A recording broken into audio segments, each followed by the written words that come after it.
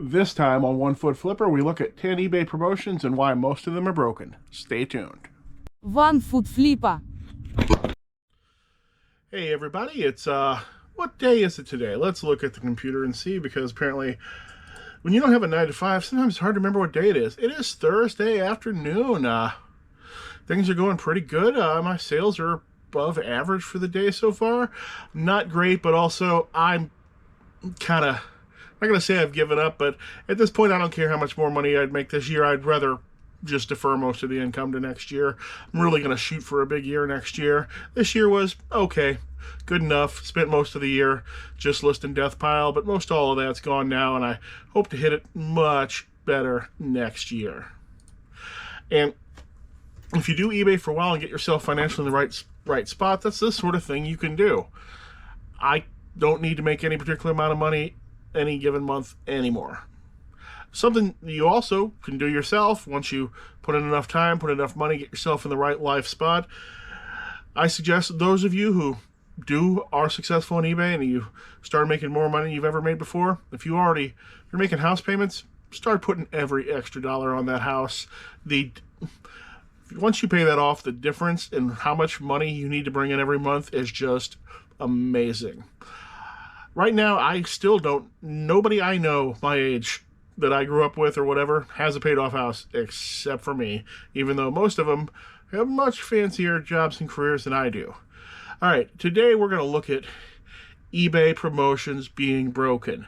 Most of the time people are talking about, oh, this is broken, eBay search is broken, that's why nobody buys my items, or this is broken, or I heard eBay checkout is broken, or there's no sales button on my listing, or they're burying my listings, that's broken. I'm not a big believer in any of that. I think that's a bunch of excuses for the most part, but eBay does have a lot of different things you can do for promotions, and most of them simply don't work. But even then, it's still not actually eBay's fault for the most part. It's really the customer's fault. Okay, the first one I'm going to rank these in order from least effective to most effective, generally, or with things that are more harmful to your account towards number one, which is why number one, coupons. First thing is, customers do not see them or notice them. They don't use them. And if you've got a store that's based on a public coupon and customers finding that coupon and applying that coupon to the item they're buying, then you are ruining your store with that coupon. And I know why you're doing it. You've seen popular YouTubers do it. People you respect, people I like and respect on YouTube are doing that. But what you're really doing is, when you've got a 20 or 30 or even 10% off coupon, public coupon for your store, what you're doing is you're burying your items in search results. You are not, when somebody goes to search for your item, you're on page 3 because, let's say the best price on that item is $20. And you've actually got yours for $23 and you've got a 20% off coupon. You'd actually be the best price if the customer ever saw your item and used the coupon. But they don't, because you're on page 3. The person that just has the price of $20 in the first place, they get the sale, not you. They don't see the coupon. They don't use the coupon. Don't wreck your store by basing your prices around coupons. It does not work.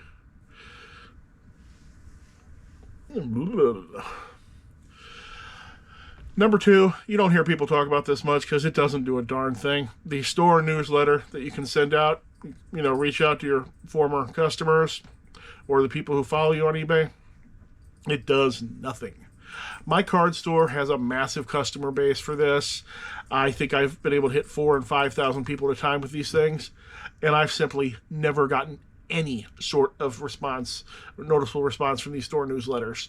No coupon code I have sent out on one has ever been used, and once I sent out a 50% off coupon on the entire store in the newsletter, and still the coupon was redeemed exactly 0 times.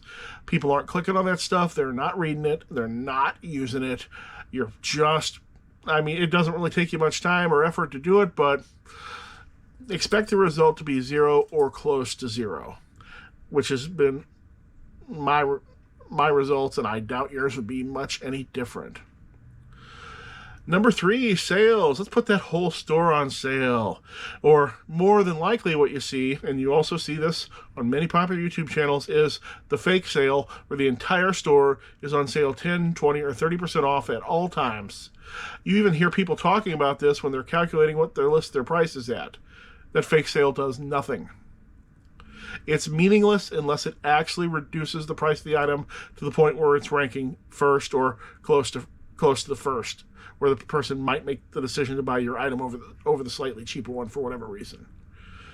Say you've got a $10 item, 20% off to $8. It's not going to sell if somebody else is $7.98 in the first place. Why not just have the good price in the first place and not play games with your customers? Because it doesn't work. Number 4, buy X, get X free, get one free promotions and other volume discounts. Once again, customers don't look at anything that requires them to do any reading or thinking. Most of these people are buying things on their phone, probably while they're driving and texting and eating soup at the same time. Do you really think they're reading all the details, the little details? I mean, eBay on the phone doesn't even show the description unless you try for it, and they're trying to do that on the desktop too now. I have put my entire card store on sale for buy one, get one free, sometimes for weeks at a time, and 90% of the orders were for one item. The people didn't even take the free item. In fact, the only noticeable results I had from this was an uptick of customers buying 2 items in separate transactions back to back, likely because they don't know how to put items into the cart. And thus, then the promotion is instead ended up with a mad customer who paid twice. And sure, you could go refund that customer, you could preemptively refund that customer, but then that's more time spent to you and less profits made because you're wasting your time and you're paying that base transaction fee. You're getting dinged for that twice. And the customer never contacted you, so I found that to be useless. Strangely enough, the big-time charity media sellers, they all have this, but every time I utilize it as a customer, they ended up sending me usually it's buy 3, get 1 free. They ended up sending me the stuff in 3 or 4 separate packages from different locations. So how did they make any money on that deal? Why are they even doing that promotion? That's the one I really don't understand.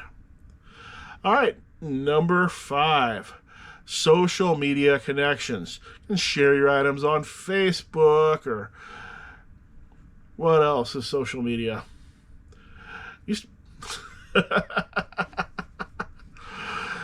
You'd think somebody who has a massive YouTube channel, not massive, has a medium-sized YouTube channel like me and has an Instagram account could think of a social media site besides Facebook, but you can share your items on Facebook, or I keep wanting to call Instagram Poshmark for some reason. Instagram, OnlyFans, your YouTube channel. But I found that even that your couple hundred Facebook or Instagram followers are unlikely to ever want what the item is. Even me, I think I've got 6,000 subscribers, and sometimes my videos have thousands of views, and I can show off a specific item, and it almost never ends in a viewer sale. Once again, that's just firing arrows out into the dark, hoping that you might hit a bat or something like that. It's very unlikely to result in a sale. And I don't think sharing a thing on Facebook has ever resulted in me getting a sale on eBay at all. Number 6, volume pricing and order discounts. Hey, buy whatever amount and get this % off, or this % off over orders over $100 or something. I've tried these off and on, and I just found no real effect on the number of multi-item sales I got. Still, in the card store, usually 90% of my sales are single item, 10% are multi-item. In the other store, in my main store, I find 95% of my sales are single item and 5% are multi-item. And those numbers just don't change if I have volume pricing or order discount turned on. So I don't think it's really doing anything. Usually when somebody really wants to buy a big quantity of something from you and is looking for a discount, they'll contact you directly. That I have done.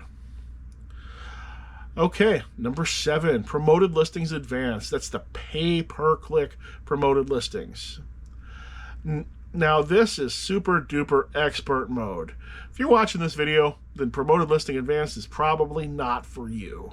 This is for people who have expensive items, they have them in quantity, and they know what they're doing, probably have a master's degree in internet marketing, probably hang out with all the people with the stovepipe hats and the monocles at Starbucks.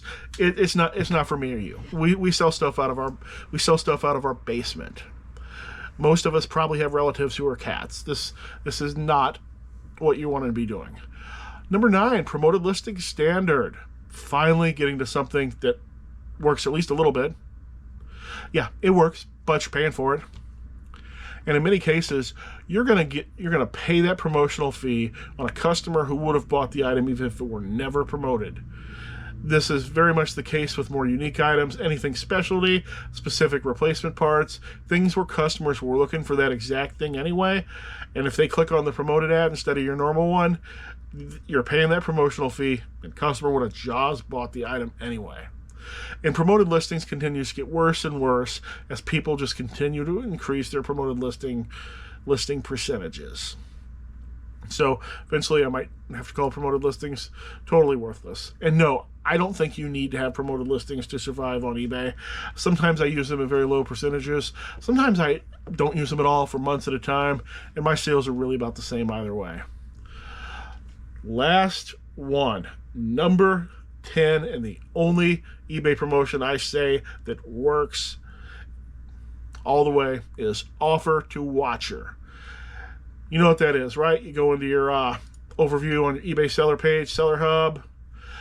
Mine's usually, where is mine? Mine's usually under tasks in the lower right hand corner, but yours could be someplace else.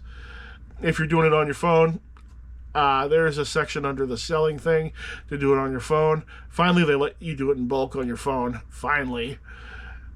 But you click on that, and listings eligible to send offers. Oh my goodness, 22. Man, I got some activity while I was sleeping in the bathtub. Oh, never mind. That's my card account. I don't send offers to watchers that often on that account because most of the items are already $2 on that account. But sending offers to watchers works. You can either blast out the same percentage off on everything, make a choice here and there. I tend to usually universally blast out a 10%, but sometimes I'll see that hard to sell item, or that item that I've never seen show up in offers before and I've had for 8 months. When that shows up, I might blast out a higher offer. Or right now it's the 7th of December, and if I see a Christmas item pop up and offer to watcher, I am more likely to send a better than 10% offer just because I don't want it to take the slow road possibly and be sitting around next Christmas when it could be gone now. Yeah, Christmas sells all year round, but it doesn't sell good all year round. All right, and that is my thoughts on 10 eBay promotions and why most of them are broken. If you disagree with me, definitely post in the comments. If you agree with me, post in the comments. Hey, make sure you're still subscribed. Just do that for me, and share this channel with any relatives you have who happen to be cats. Hope to see you again soon.